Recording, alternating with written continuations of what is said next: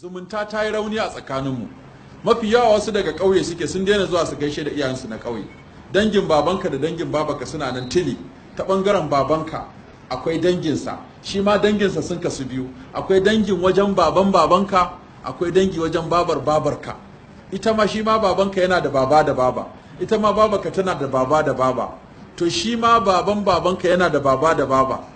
Ita ma babar babarka tana da baba da baba. Ita ma babar babanka tana da baba da baba. So da aka sai baba da baba. Shi yasa abin yake tare shi yake tsawo a sama.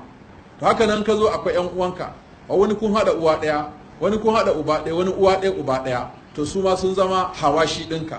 Sannan wataƙila akwai ƴaƴanka da jikokinka su ma sun yi rassa sun yi ƙasa. To duk waɗannan su ake kira zawul arham, asabat, waɗanda ake zumunta da su. Idan ka yanke musu ba kai ba aljanna. An samu wani mutum ya kawo ƙarar dangin sai ya ce ni mai zumunta ne ya rasulullah, kullun sai na je, kullun akan hanya nake, je ka gaishe da wancan, je ka duba lafiyar wancan, je ka ga halin da wannan yake ciki, amma ni in ba ni da lafiya ba sa zuwa, ni in ban je ba mai nema na, in ban yi musu waya ba sa mun, in ban musu text message ba sa mun ni.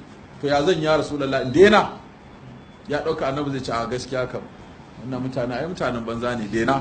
Sai ce laysal wasilu bil mukafi, mai sada zumunta ba shine wanda a zo ya je ba. Innamal wasil man iza quti'a rahimahu wa salaha, wanda in an daina zuwa zai je shi zumunta. Sada zumunta ba kaiwa bane ba karbuwa bane. Kada mutum ya dauka sai na kai wani abu sannan na sada zumunta. Da akwai kawai da in ka je ka gaishe su sai su ta kallon ajihunka, in maka fito da komai ba za a ce to sai an jima ko sun maka kora da hali. Kai kuma akwai wanda in ka zo gurinsa shi kuma bai baka ba, shi ma sai mutum ya dinga to zan koma, ya ce a gaishe da su, abin ya ce za su ji, zan koma to jira yake a ce ga wani abu. So da haka kaga kenan irin wannan ranar da baka da shi ba zai zo ba. Sannan wasu kan zaɓi ma masu hali da su ake zumuntar. Sai ka ga wani ɗan uwa a cikin dangi in Allah ya masa hali to da shi kaɗai ake zumunta. Wani ma ya zo baka san abin da ya haɗa kuma sai ce can da kaka da inna da anti can to suka makalkale a nan suka haɗu to ta nan muka haɗu. Kai dai kawai sai dai ka haƙura wa ma aksaral akiwani hina ta'udduhum walakinnahum fin na'ibati qalilu. Mamakin yawan ƴan uwanka in kana cikin wadata, amma in ka shiga jarabawa sai ka ga saura ƴan kaɗan. Saboda haka zumunta manzo Allah ya ce la yadkhulul jannata qati'un, mai yanke zumunta ba shi ba aljanna. Wai ba kuɗi muke so ba da tsawon rai, ba abinda dan adam yake sha'awa a duniya irin khulud da kuma arrizq. To sai Allah ya kawo ba inda zaka samu tsawon rai, ranka ya karu irin sada zumunta, ba inda zaka samu arzikinka yawa irin zumunta. Manzo Allah ya ce man ahabba an yubsata lahu fi rizqihi wa yunsa'a lahu fi atharihi falyasir rahimahu. Kuma ka kula da kyau, duk mai sada zumunta a dangi za ga yafi su arziki, yafi su wadata, yafi su kaza kaza kaza. Da haka manzo Allah ya ce wanda yake so Allah ya tsawaita masa rai. Ta yawa ka ce a to malam ba an ce idza ja ajaluha bala yasta'khiruna sa'atan wala yastaqdimuna, in ajali na yazo ba ƙari to ai bai zo din ba ko. Yawwa a wannan wanda bai zan ba za a ƙara shi ya ƙara tsawo. Shi wancan na ƙarshen ne in yazo dole ka mutu. Misali wasu malamai sun ce idan mutum yana sada zumunta zai yi shekara 50 to sai Allah ya ƙara 10 ta zama 60 misali. Amma in baya sada zumunta sai mutu a 50, in yana yi kuma ya kai 60. Kaga an masa ajali biyu kenan. In yana sada zumunta zai karu, in ba sada zumunta zai tsaya a haka. To komai sada zumuntansa ko ba zai haye wancan na saman ba, in ya je dole ya kare.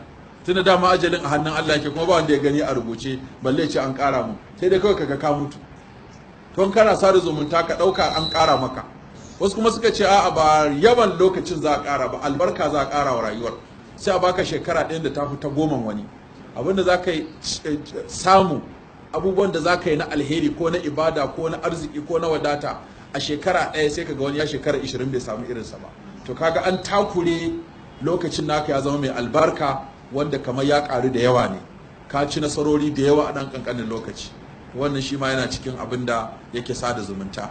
Don haka mu sadar da zumunta, mu ci gaba da kyautata 'yan uwanmu, mu ci gaba da alheri da bincikar halin da 'yan uwanmu suke ciki, domin yana cikin abin da yake kawo alheri. Lokacin da Allah ya halicci mahaifa, kun san komai daban-daban Allah ya halicce shi. To da aka halicci mahaifa, sai mahaifar ta tashi Allah ya bata baki ta magana. Ta ce wannan shine matsayin mai neman tsari da kai, mai haƙina.